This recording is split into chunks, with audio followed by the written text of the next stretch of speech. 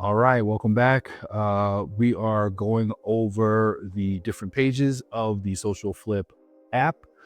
And the next page that we're going to is the content library. There's a couple of ways you can get there. You can start at your overview screen where it will show you the exact number of pieces of content you have. And you can just actually click on that and it's going to bring you directly to this page. And at this point, you can break down and look at the different pieces of content you have stored already saved into your content library. You can also just click on the content library from any page that you're on within the app and it'll bring you here. So you have your all contents button here where it's manage and generate your generated and revived content. You click on Twitter. This is going to show you every piece of content that you've created, whether it was revived or whether it was just from the content generation where you use it as inspiration to create content that you already had, or from different platforms that you wanted to copy and paste and use yourself. So you can see all your Twitter threads here.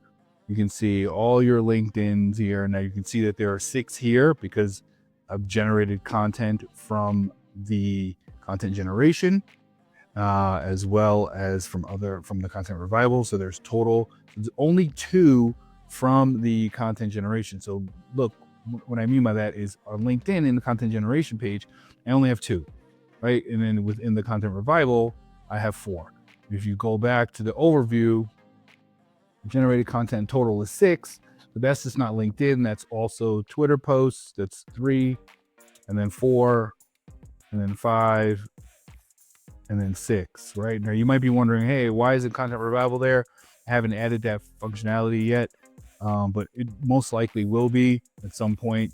Right now, all of the content that you create is here and you can find it. So as you click on these, it will open up content specific pages that you have and content you've already created. Your story breakdown, I have 2, and my mini guide, I have 3. It's very cut and dry. You can go in here and edit these and make your changes. You can also copy them and copy to the clipboard, and you can also delete them. Now, this is something that I want you to be aware of. On the content generation page, you see here the brutal truth, why most LinkedIn creators never make it. If we delete this, right? Gone. Go back to the content library, go back to the LinkedIn, and you can see that it is gone. Right? So this is connected. So if you delete it here, it's going to be deleted here. And if you delete it here, it's going to be deleted here. All right? So just be sure that you have used the content that you've already created, that you wanted. This is not a separate thing. They are connected, right? So just make sure you do that because there's no way to retrieve it.